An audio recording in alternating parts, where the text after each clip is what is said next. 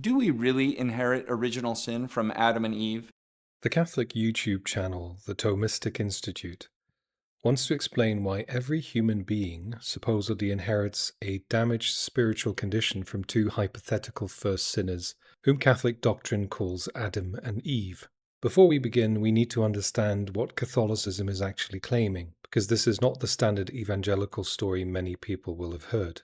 Catholicism does not require a 6,000-year-old Earth.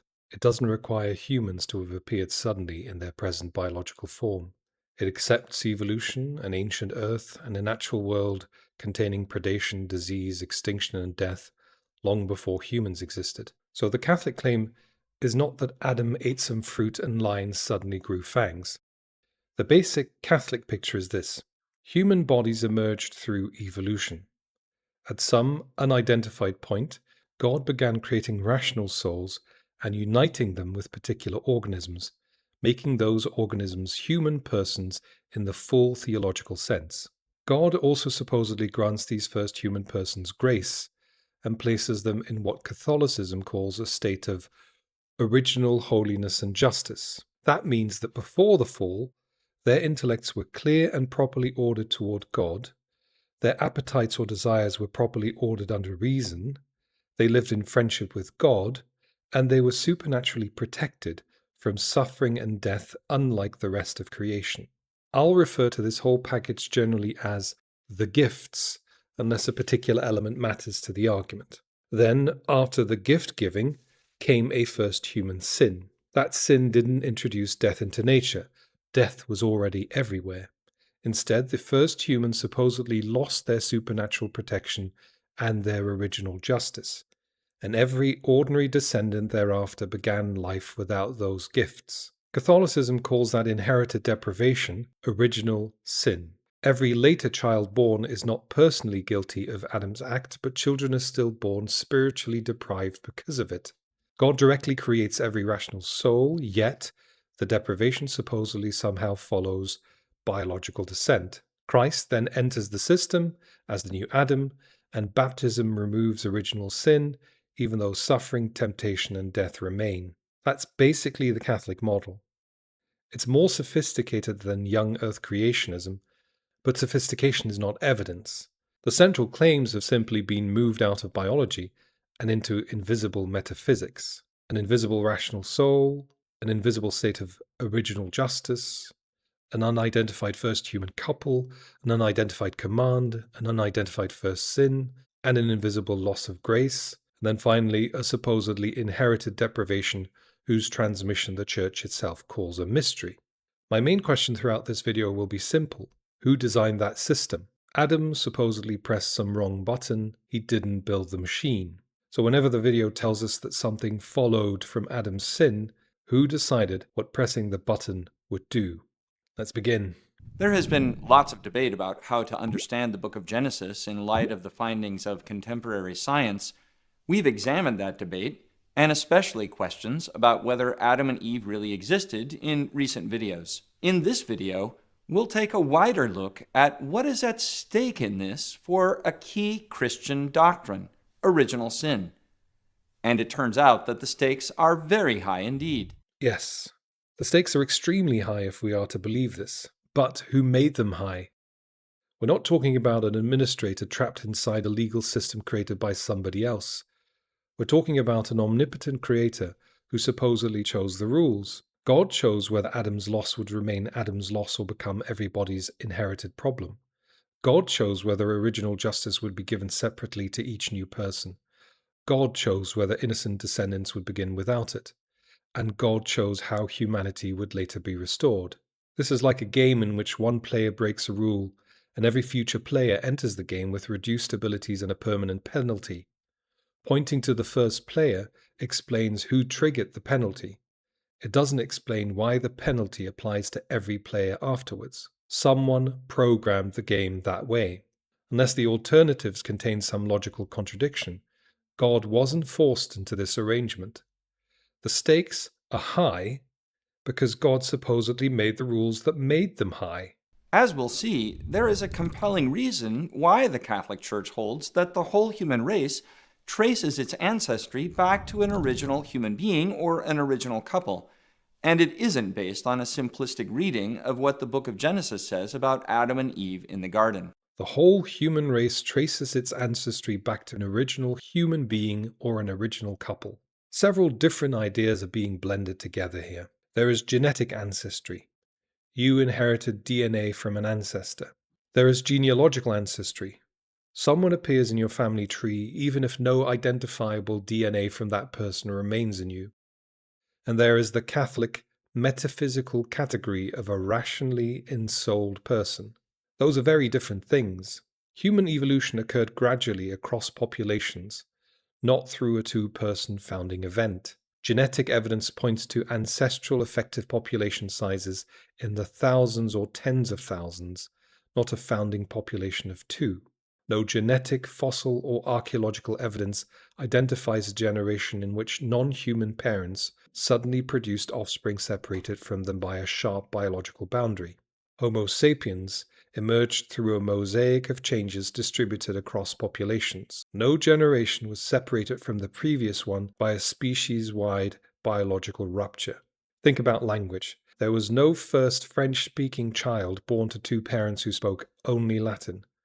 French emerged gradually from earlier forms of spoken Latin. Biology gives us the same kind of continuity. Catholic doctrine appears to need a more clear-cut origin of humanity than the fuzzy species boundaries revealed by evolutionary science. A Catholic could reply, "We're not claiming there was a first anatomically modern human. We are claiming there was a first rationally ensouled human person." That avoids the crude biological claim. But it doesn't provide scientific evidence for such a person. It relocates the required boundary into an invisible category that biology, genetics, and archaeology cannot identify. Once human origins are understood in terms of populations instead of an exclusive breeding pair, Catholicism appears to have three broad options. Option 1. Deny the emergence from populations and insist Adam and Eve were the sole biological ancestors of humanity. This is the traditional Catholic picture, which many recent Catholic thinkers have tried to move away from. Every later human descends biologically and exclusively from one original couple. But as we said, under ordinary biological inheritance, the genetic diversity of living humans is incompatible with the sole breeding pair at the origin of our species. So Catholicism can avoid conflict with population genetics only by placing the alleged Adam and Eve inside a wider population. And that leads to option 2. Adam and Eve were the first rationally ensouled persons among non-rational hominins. In this model, the individuals identified as Adam and Eve live among hominins who look like them, behave like them, and are genetically almost identical to them. The difference is invisible. God supposedly creates rational souls for Adam and Eve, but not for their parents, siblings, or neighbors. Adam's mother carries him, gives birth to him, feeds him, protects him, communicates with him. She participates in the social world that allows his brain and behavior to develop, while remaining what Catholic theology would classify as a non-rational animal. Adam might grow up beside a brother who looks like him, hunts with him, and understands him, yet only one of them supposedly has rational personhood and an immortal destiny. No anatomical change marks the difference. No genetic mutation marks it. No archaeological signature identifies the moment when the soul supposedly appeared. And then Adam and Eve's children need partners. Who do they form unions with? If the surrounding population still lacks rational souls, Adam's children reproduce with beings Catholic theology classifies as non-persons. Their spouses speak, love, cooperate, raise children, and participate in the same community, while supposedly lacking genuine rational personhood. A Catholic can say that God ensouled those spouses as well, but once God is ensouling additional members of the surrounding population, we are moving toward option 3. Adam and Eve lived among other ensouled human persons. This avoids unions between persons and non-persons. But now Adam and Eve are simply two people within a larger, true human population. Suppose thousands of other rationally ensouled people already exist. Some have children, some live far away, some will not encounter Adam's descendants for generations. Then Adam sins. Do people who have never met him immediately lose original justice? Then genealogy is irrelevant. God has simply applied Adam's consequences to people who do not descend from him. Do they remain unaffected? Then humanity contains two spiritual populations. Some possess original justice, others do not. When the populations intermarry, what happens to the children? Does original sin behave like a dominant allele? Does God's grace inspect both sides of the family tree before deciding whether to appear? Does the metaphysical switch activate as soon as Adam enters one ancestral branch? A genealogical model says Adam's descendants eventually spread through the population until he becomes an ancestor of everyone. That's possible, but Adam would still have belonged to a larger population. Many of his contemporaries would also leave surviving family lines. Given enough generations, many of them would also appear in everyone's family tree. Adam could become a universal ancestor. He could not become the only universal ancestor. And none of these options explains the transmission of original sin. Genes travel through reproduction, bodies develop through reproduction, but Catholicism denies that original sin is in a gene, pathogen, or anything physical in any other sense. It describes original sin as the absence of original holiness and justice. A family tree can show who descended from whom. It cannot show how an absence of grace travels through that tree. If Adam's condition spread because God treated him as humanity's representative, then biological descent is unnecessary. God simply decided that Adam would stand for everyone. If the deprivation sped through reproduction, Catholicism must explain how a non-biological absence attaches itself to that process. And if it activated only when populations became genealogically connected to Adam, Catholicism must explain what changed metaphysically at that moment. The older papal encyclical Humani Generis resisted the idea of true humans who did not descend from an individual Adam because it couldn't see how that could be reconciled with inherited original sin. Option 1. Later Catholic discussion has acknowledged population origins, that is, options 2 or 3.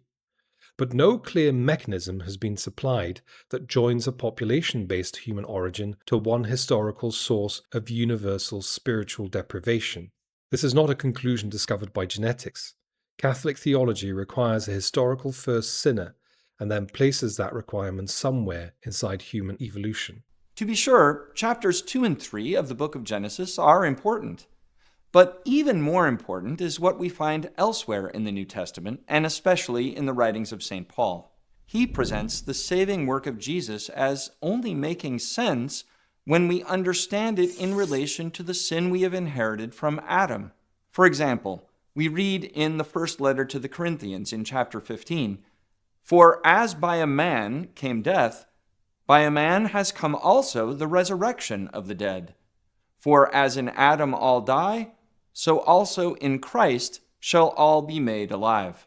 As in Adam all die. We need to be precise about what death means here. Evolution-compatible Catholicism does not say Adam introduced all biological death. It accepts predation, disease, starvation, and extinction long before humans appeared. Animals had already been killing one another for hundreds of millions of years. So Adam didn't introduce death into a deathless world.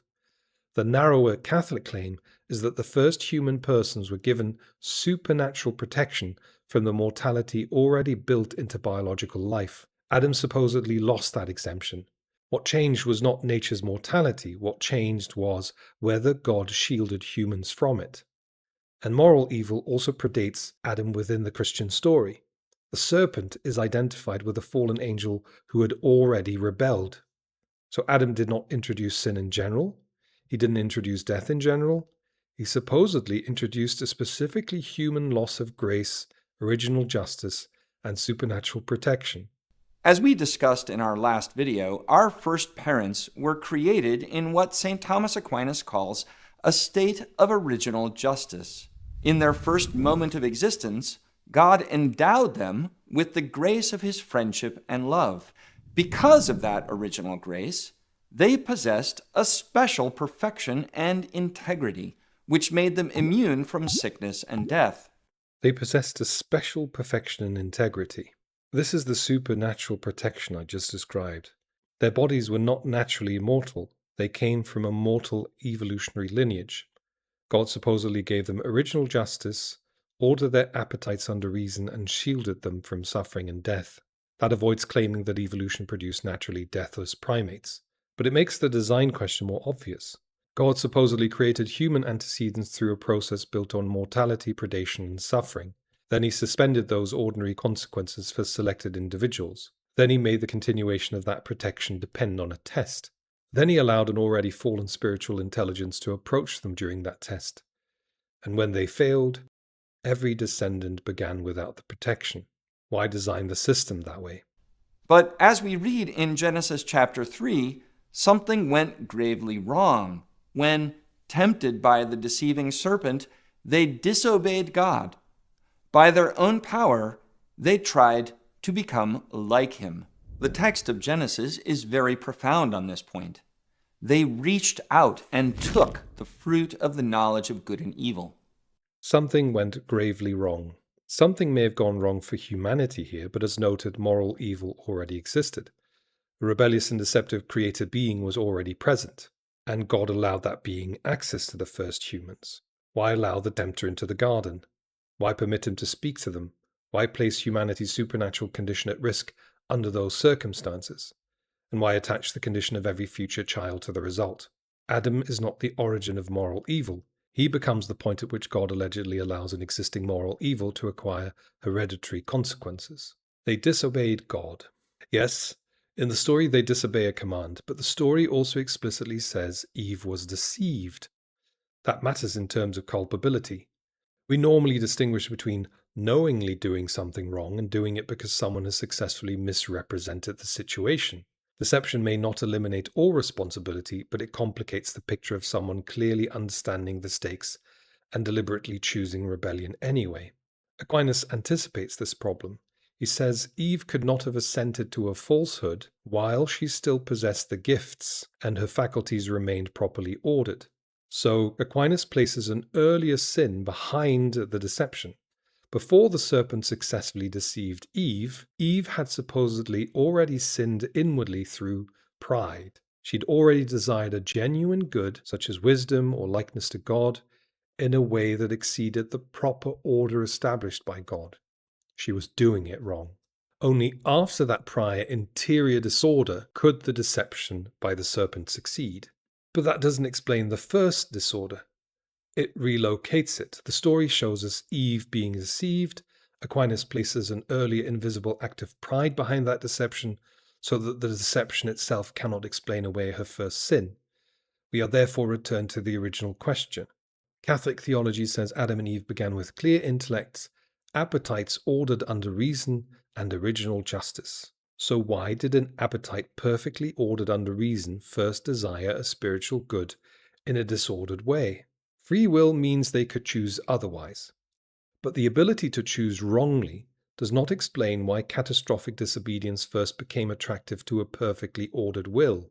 It does not supply the motive. Calling the first movement toward disorder pride classifies it. It does not explain why pride first became appealing. If Eve's appetite had already become disordered before the serpent successfully deceived her, then the first disorder had already appeared before the event presented in Genesis as her temptation. And if no disorder existed in her beforehand, Catholic theology still owes us an account of how that first disordered preference emerged. Free will gives them the steering wheel. It doesn't explain why a will supposedly ordered perfectly toward reason in God suddenly steered into catastrophe. The ability to turn in either direction is not an explanation of why someone chose a particular direction. The fall is supposed to explain disordered human desire. It cannot also explain the first sin by appealing to a disorder that supposedly did not yet exist. By their own power they tried to become like him. That makes the scene sound like a fully informed cosmic coup. But Genesis describes fruit that looks good, promises wisdom, and is recommended by a deceiver. The woman does not deliver a speech about metaphysical autonomy. She's attracted, deceived, and interested in wisdom. Catholic theology later interprets this as an attempt to seize God's authority and define good and evil independently. That interpretation seems like quite the stretch. The text itself does not say that Adam and Eve knowingly launched a philosophical rebellion against the moral order of the universe. Instead of living in harmony with God, taking their place in His plan, instead of listening to His voice about what is right and wrong, they tried to become their own masters. They tried to possess the power to determine what is good and what is evil. They tried to possess the power to determine what is good and what is evil. Catholic interpreters say knowledge of good and evil does not mean that the humans previously lacked all moral knowledge. It means they tried to define morality without God. But the story still says eating the fruit changed what they knew. The tree promises wisdom. Their eyes are opened. God says the human has become like the divine beings in knowing good and evil. So what did they learn? If they already possessed complete moral understanding, the promised knowledge seems redundant. If the act changed their moral awareness, then how complete was their understanding beforehand? That creates an obvious tension. How can they be fully culpable for rejecting God's moral authority if the act itself marks a change in their knowledge of good and evil? Because our first parents rebelled against God, they were deprived of His grace and began to experience within themselves another kind of rebellion. Their minds, made to know the truth and above all to know God, became darkened. They found it hard to lift their minds to higher things, and above all to the things of God. They also began to experience the rebellion of concupiscence within themselves. Their lower appetites and desires began to clamor for things they knew were bad for them. Their bodies too became disordered, suffering illness and pain. Even worse, they became slaves to sin and subject to death. Our parents, after the fall, were stuck. Because the grace of divine life comes from above, they couldn't get it back by their own power. Because our first parents rebelled. Rebelled is doing a lot of rhetorical work. Even granting deliberate disobedience, look at the alleged consequences for everyone. Darkened intellects, disordered appetites, loss of grace, pain, disease, miscarriage, childhood cancer, violence, death, and a spiritual deprivation affecting billions of people who did not perform the act. The fall doesn't explain why nature is dangerous. That danger already existed. It supposedly explains why God stopped protecting humans from it. That is still a staggering consequence to attach to one ancient choice based on deception. The video describes the fall like a machine. Input, disobedience, output, darkened intellect, disordered appetite, pain, disease, and death. But who built the machine that way? God supposedly created human cognition, created the appetites, established their relationship to reason, created the natural order in which bodies suffer and die, determined what consequences would follow from the act. Calling something a consequence does not explain why that consequence follows. A landmine is still designed even if it explodes automatically when stepped on. Once they had ingested the poison of sin, they were wounded and damaged, and they couldn't heal themselves. The effects of this sin spread beyond Adam. It also affected his children. This is because children receive from their parents the same nature that the parents possess. The children of ducks inherit duck nature. Our first parents were human, and we receive human nature from them. The effects of this sin spread beyond Adam. It also affected his children. Why? Sin is not a virus that discovered a transmission route of its own. Who connected reproductive descent to the loss of grace? Catholicism doesn't say original sin is encoded in DNA. It says parents propagate a human nature already deprived of original justice. The Catechism then admits that the way this deprivation is transmitted remains a mystery. But this doctrine is being offered as an explanation, and its central step is precisely what remains unexplained. Catholic theology says parents produce the human organism. They do not create the rational soul. God creates the soul directly and unites it with the organism, making a human person. Original sin is not supposed to exist in the genes or reproductive cells. The deprivation belongs principally to the soul. So what role does reproduction play then? It functions almost like a label attached to the new organism, saying, produced through Adam's fallen human line. God creates the soul, sees the label, and completes the human person without conferring the supernatural gifts of original justice. That is the practical role Aquinas assigns to reproduction when he calls it an instrumental cause. Reproduction does not transmit the feature, or rather the absence of the feature. It delivers a descendant with a label telling the manufacturer to leave the feature out. The parent's reproductive act supplies the organism and the label. God still creates the soul and determines what the completed person receives. And Aquinas says that if Adam had not sinned, original justice would not have travelled through semen either. God would have conferred it directly upon each new person. So compare the two situations. Before the fall, parents produce a human organism, God creates the soul, God confers original justice upon the person. After the fall, parents produce a human organism, God creates the soul, God does not confer original justice because the person has been produced through Adam's line. In neither case does reproduction carry grace from parent to child.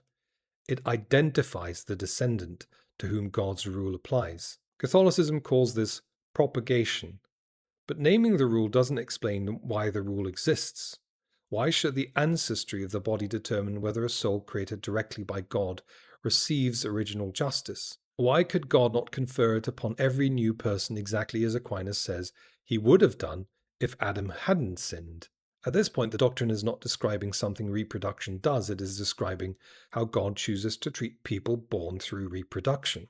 And what about angels? Why does one angel's sin remain individual, while Adam's sin supposedly corrupts the human nature shared by people who never committed it? A Thomist may answer, angels do not reproduce, and each angel differs in species. Humans, on the other hand, propagate human nature through generation. That is why angelic sin remains individual, while Adam's sin affects descendants. But pointing to reproduction doesn't solve the problem. Fine, you've now explained why this metaphysical system classifies angels and humans differently. It doesn't establish that a supernatural gift lost by one human must remain absent from every later member of the species. From the statement, human beings reproduce other members of the same species, it doesn't follow that the absence of a supernatural gift lost by one member must accompany every later member of that species. Why should reproduction determine the spiritual state of a soul that reproduction does not create? That's a design choice, not a logical inevitability. The angel comparison actually makes the selectivity more obvious. Catholics hear the idea that one angel's sin could corrupt every other angel and think, that'd be bizarre. Why would one individual's decision alter the spiritual condition of all the others? Exactly. Why does adding sex and childbirth suddenly make collective spiritual deprivation reasonable for humans? Especially when the supposed deprivation is not biological and the soul is created separately by God. Ducks produce ducks, true, but that ordinary fact establishes only that human parents produce beings with human nature. As said before, it doesn't establish the supernatural conclusion the video wants to draw from it. To get from humans inherit human nature to every human is born without original justice because Adam sinned, another premise has to be added. God gave original justice to Adam not merely as a personal gift, but as a gift held on behalf of the entire human line descending from him. Once that premise is granted, the conclusion follows, but the duck analogy does not establish the premise. It doesn't explain why original justice was distributed collectively through Adam rather than conferred directly upon each new person. Imagine a landlord who owns an entire housing complex. He gives the first tenant heating, electricity, and easy access to the building, but designs the tenancy agreement so that if this tenant violates one condition, every future member of his family will occupy the building without those benefits. The first tenant violates the condition after being deceived about what will happen. The landlord then applies the hereditary clause. Generations later, children are born into flats without heating, with unreliable electricity, and with locks that make ordinary life much harder. When they ask why, the landlord replies, I'm not personally blaming you for what your ancestor did. The benefits were gifts. I never owed them to you. Your ancestor lost them for the family line. That kind of avoids saying that children inherited their ancestors' personal guilt, but it doesn't remove the problem. Who wrote the hereditary clause? Who decided that one tenant would possess the benefits on behalf of every future tenant? Who could provide those benefits separately to each new tenant but chooses not to? The ancestor explains who violated the condition. He doesn't explain why the loss was made hereditary. Ducks producing ducks doesn't explain that either. The analogy makes the doctrine sound like ordinary reproduction, but the disputed part is not that humans produce humans. It is why producing another human should determine which gifts God withholds from that person. But that human nature, which was originally elevated to a supernatural harmony with God by grace, now, after sin, existed in a state of having fallen from grace. And so that human nature, existing as fallen, as deprived of communion with God because of a previous sin, that nature is what the children of Adam and Eve receive when we are conceived. This explains why we see so much sin and disorder in the world around us. We can observe it even in young children. They don't have to be taught to be jealous or angry or selfish. Those kinds of things pop up seemingly all on their own. This explains why we see so much sin and disorder. What kind of disorder? Original sin is supposed to explain human alienation from God, weakened moral powers, a tendency to sin, and the loss of supernatural gifts. It cannot explain pre-human cancer, parasitism, animal predation, or mass extinction. Catholicism already accepts that those existed before humanity, so it has two separate stories. Natural suffering existed throughout evolution. Human spiritual disorder began with the fall. The fall doesn't explain why nature is horrendously cruel. It supposedly explains why God stopped shielding humans from that cruelty for a brief while. Children don't have to be taught to be jealous or angry or selfish. A jealous toddler is not evidence for a prehistorical metaphysical catastrophe. Children have developing brains, limited impulse control, and strong needs involving attention, attachment, and resources. They become jealous and angry. They act selfishly. They also comfort, help, share, and cooperate. Why select only the behaviors that support the doctrine? Evolution and developmental psychology give us independent reasons to expect both pro-social and self-interested tendencies in developing social animals. Catholicism can accommodate the same mixture by saying human nature is wounded rather than destroyed, but accommodating an observation is not the same as explaining it well. The natural account appeals to mechanisms for which we already have evidence. The Catholic account adds an invisible first couple, an invisible state of original justice, an unidentified fall, and an inherited metaphysical deprivation. Both accounts can be made consistent with jealous toddlers and cooperative toddlers. But the fall adds assumptions without producing a distinctive prediction. Selfish behavior becomes evidence of the fall. Helpful behavior becomes evidence of natural goodness, the image of God, or grace. Both sides of the observed mixture are absorbed into the doctrine. There is another key reason why it's important to say that we inherit original sin from our first parents, and it has to do with the problem of evil. If a baby is born already afflicted by a spiritual slavery to sin, even though she has never committed a personal sin, then either that disorder is in her as the result of a previous sin by someone else, or it's a feature of the principles of the nature itself. But if it's a feature of the nature's own principles, then this spiritual slavery would be affirmatively caused by God. He would have created a defective creature enslaved to evil that cannot reach its natural good.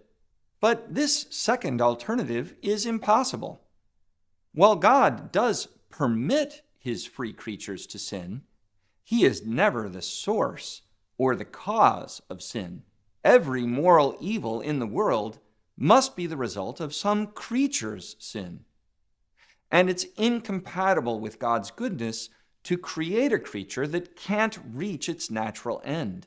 So if we find slavery to sin in a new human child, That spiritual disorder must have come from some defection by a free creature. There's no other way to account for it. If it is a feature of principles of the nature itself, then this spiritual slavery would be affirmatively caused by God. This is the argument. Either a previous creature damaged us, or God created us defective. That dilemma works only after the video has already defined ordinary human psychology as a spiritual defect and ruled out God as its source. But that's exactly what needs to be established. Finite social animals may naturally have competing motives. Limited foresight and imperfect self-control may be normal features of developing brains. Moral maturity may require education, culture, and practice. Slavery to sin may simply be a theological description of ordinary human conflict. The Thomistic Institute defines our ordinary human psychology as a spiritual defect. Then it says God cannot have caused that defect. Then it concludes that a creature must have damaged humanity. God would not create us this way. We are this way. Therefore, Adam must have broken us. But God would not do this is not evidence. It's the theological commitment driving the argument. The observable behavior already has evolutionary and developmental explanations. The additional spiritual slavery is not a separate empirical discovery. The argument does not discover a fall. It begins with God's innocence and reverse engineers a creaturely fall to preserve it. And even granting a first creaturely sin does not remove God from the causal picture. Even if God did not cause Adam's choice, he supposedly engineered everything around it. The test, admitting the deceiver, setting the stakes, making the consequences hereditary. Adam may have pulled the lever. God built the machine, connected the lever to humanity, and decided what would happen when it was pulled. Free will may explain how Adam and Eve could choose otherwise. It doesn't explain why the choice became attractive to their perfectly ordered will. And it doesn't explain why God made the consequences hereditary. The Thomistic Institute also limits its claim to moral evil. The fall does nothing to explain the immense natural suffering that existed before humans. Adam arrives far too late to explain billions of years of predation, starvation, parasitism, and extinction. There is another problem once Genesis is treated figuratively. The Catechism says Genesis 3 uses figurative language while still affirming a real primeval event committed by the first parents. The garden, symbolic. The tree, symbolic. The fruit, symbolic. The serpent, symbolic. The chronology, symbolic. The method of human creation, symbolic. But one element must remain historical. Some first human act that caused the loss of original justice. That element remains historical because the later doctrine requires a trigger. So what happened? What command was issued? To whom? In what form? What act violated it? When did it occur? How did it alter human nature? How did that alteration spread through a population? The Church supplies no identifiable historical answer. Almost every concrete feature can become symbolic, while the one invisible event required by later theology remains historical. That is not evidence for a fall. That is the doctrine protecting its load-bearing beam. For this reason, the Catholic Church solemnly taught at the Council of Trent that original sin is passed down to us through human generation. We contract it from our parents, who got it from their parents, and so on, all the way back to the first or original human sin. This original sin is therefore not a personal sin of the child, but it is a defect affecting the human nature that the child inherits. It's a bit like how we inherit illness and disease from our parents. Or, to use another rather unhappy example, a pregnant mother who is addicted to heroin may damage her child in the womb. Her baby hasn't done anything wrong, but she will be born already wounded by the vices of her mother. In a similar way, we all receive a nature that was wounded by our first parents because of their sin. It is not a personal sin of the child. Then don't confer it upon the child. Catholicism explicitly says original sin is not the child's personal fault. The child didn't choose it. didn't commit it, didn't consent to it. Catholicism also contains a doctrine according to which God can preserve a fully human person from original sin. The Immaculate Conception teaches that Mary was preserved from original sin from the first moment of her conception.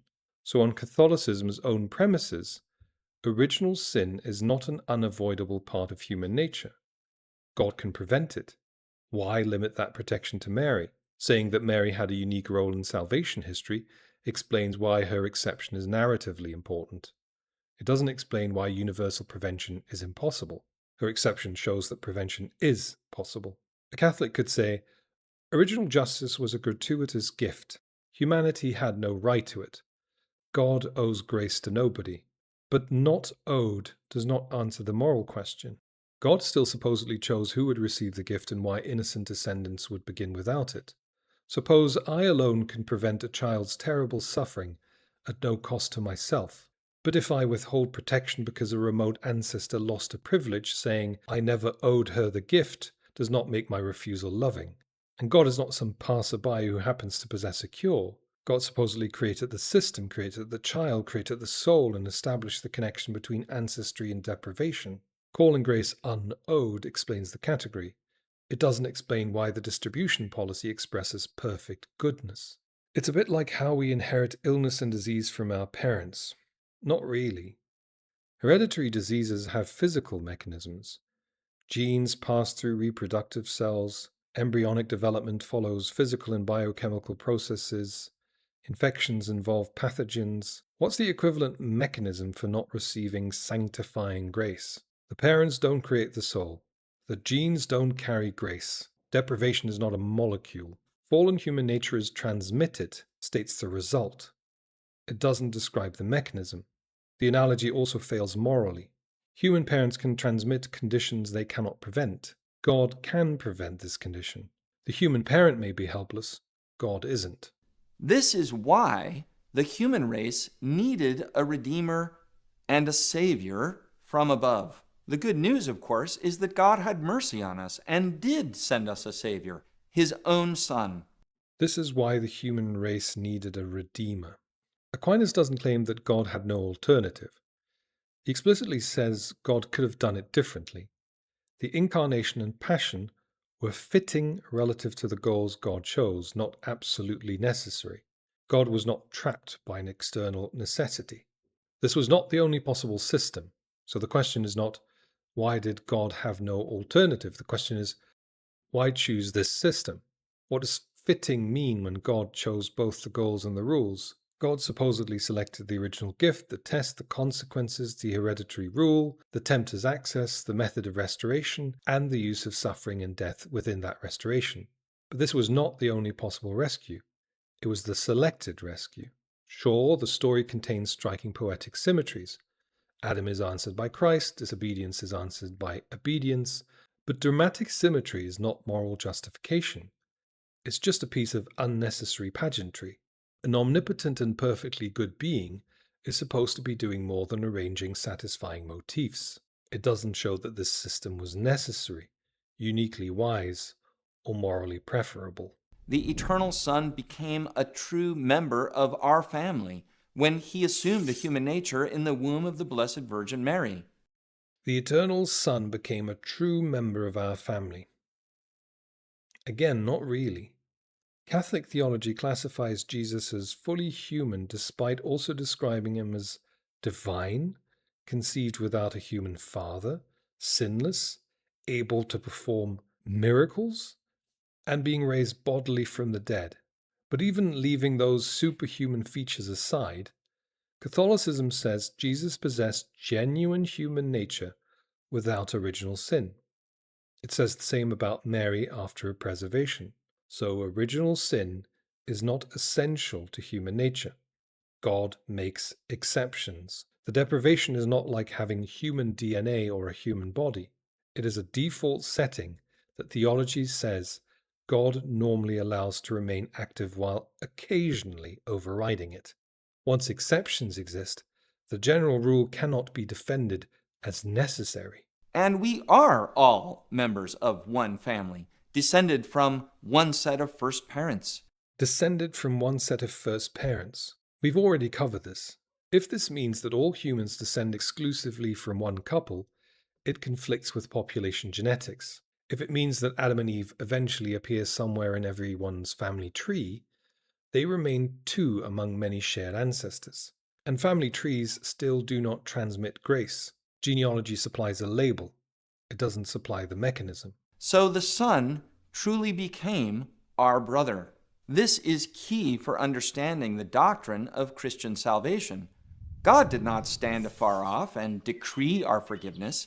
He entered into our fallen world and took a true human nature from Adam's stock in order to redeem us in that nature by what Jesus did and suffered. God did not stand afar off and decree our forgiveness. Why not? The video treats direct forgiveness as obviously inferior. Catholics may say Christ volunteers, God enters human suffering, and human nature is restored from within. But none of that shows why torture and execution were morally preferable in a system God could have designed differently. He could heal human nature directly. He could defeat the devil without bloodshed. The choice is not between distant paperwork and Roman execution. An omnipotent being has more than two buttons. Through Christ and in Christ's human nature, God raised our nature up to something even greater than our first parents received in the garden. God raised our nature up to something even greater than our first parents received in the garden. Then why begin with the inferior arrangement? Why create the basic package, allow it to be lost, permit thousands of generations of deprivation and suffering, and then introduce the superior package later? The standard answer is that God brings a greater good out of evil. But an omnipotent being should not need evil as raw material. If God can produce the greater good without the catastrophe, which omnipotence seems to necessitate, the moral problem remains. This is precisely what we read in the letter to the Hebrews. He who sanctifies, that is, Jesus, and those who are sanctified, have all one origin, namely Adam. That is why he is not ashamed to call them brethren. Since, therefore, the children share in flesh and blood, he himself likewise partook of the same nature, that through death he might destroy him who has the power of death, that is, the devil, and deliver all those who through fear of death were subject to lifelong bondage. The devil who has the power of death. Catholic theology says the devil gained a certain domination over humanity through original sin. But who designed the system in which that domination was possible? Why was Satan allowed near the first humans to deceive them? Why was he allowed to keep influencing humanity? Why did death become his weapon? And why did Christ's death become the fitting method for defeating him? Death defeats death is, as said, powerful imagery. It does not explain why the system required death in the first place. If death is the key that fits the lock, who designed the lock? God repeatedly solves problems generated by rules God chose. Therefore, he had to be made like his brethren in every respect, so that he might become a merciful and faithful high priest in the service of God to make expiation for the sins of the people. He had to be made like his brethren in every respect. The phrase had to is misleading in a Thomistic system. God was not forced by an external law. He had to really means, given the system God chose, this was considered the fitting move. But that only returns us to the design question. Why choose that system? And as portrayed in the narratives, Jesus was clearly not like other humans in every respect. He had superhuman abilities. Here we have arrived at a deep revelation of the truth about our human condition, but an even more profound revelation of the promise offered to us in Christ. We all share a lineage tracing itself back to an original couple, and we inherit original sin from them. But we have a Savior, Jesus Christ, who, while remaining God, became our brother as man, so that we could be healed of sin and become, in truth, sons and daughters of God. So that we could be healed of sin. Catholicism claims baptism removes original sin. But after baptism, people still suffer, still become ill, still experience temptation, their desires remain disordered, they still die. Every observable feature previously presented as evidence of the condition remains. The change occurs in an invisible spiritual sense. Before baptism, suffering and the tendency to sin support the diagnosis of original sin. After baptism, the same suffering and tendency to sin are described as lingering effects after original sin has been removed. A doctor diagnoses a disease from 4 symptoms. The cure is administered. All 4 symptoms remain unchanged. The disease is declared gone in an undetectable sense. That doesn't prove the doctrine false simply because it's metaphysical, but it removes the observable phenomena as evidence. Nothing visible distinguishes a world in which original sin was transmitted and sacramentally removed from a world in which humans evolved with ordinary biological and psychological limitations. The cure takes place behind the same metaphysical curtain where the disease was located. Conclusion: evolution produces mortal organisms. God infuses rational souls into them. God gives the first human persons supernatural gifts, including protection from death. God makes the continuation of those gifts dependent on obedience. God permits a supernatural deceiver to approach them. Despite supposedly possessing clear intellects and appetites ordered under reason as part of their gifts, Eve is deceived by the ultimate con artist, and Adam follows her into a choice produced by that deception. After the serpent's deception succeeds, God withdraws the gifts. Every human descendant begins deprived, leaving aside the question of the descendants of Adam and Eve's contemporaries. Parents do not create the soul, genes do not carry any of the gifts, yet the ancestry of the organism determines whether the person whose soul God creates receives the gifts. Catholic theology calls this propagation. When asked how it works, it's called a mystery. When asked why God doesn't prevent it, the grace and associated gifts are called unowed. When exceptions are needed, the rule is suspended for Mary and her child. When the consequences appear excessive, they are called fitting parts of salvation history. And when the suffering is overcome through further suffering, the symmetry is presented as divine wisdom instead of just an unnecessary piece of theatre. Technical Catholic jargon does not make the basic structure less strange. It makes the connections harder to see. Adam didn't connect one act to every future child. Reproduction didn't come up with the rule connecting ancestry to deprivation. The serpent didn't create the rules of inheritance. According to the theology, God designed the system in which those connections operate. The fall places Adam in the middle of the causal chain and invites us to stop there. But Adam did not design the machine. He supposedly pressed the button. So yes, the stakes are very high indeed. The more important question is, who connected the button to the stakes? According to the theology presented in this video, God did.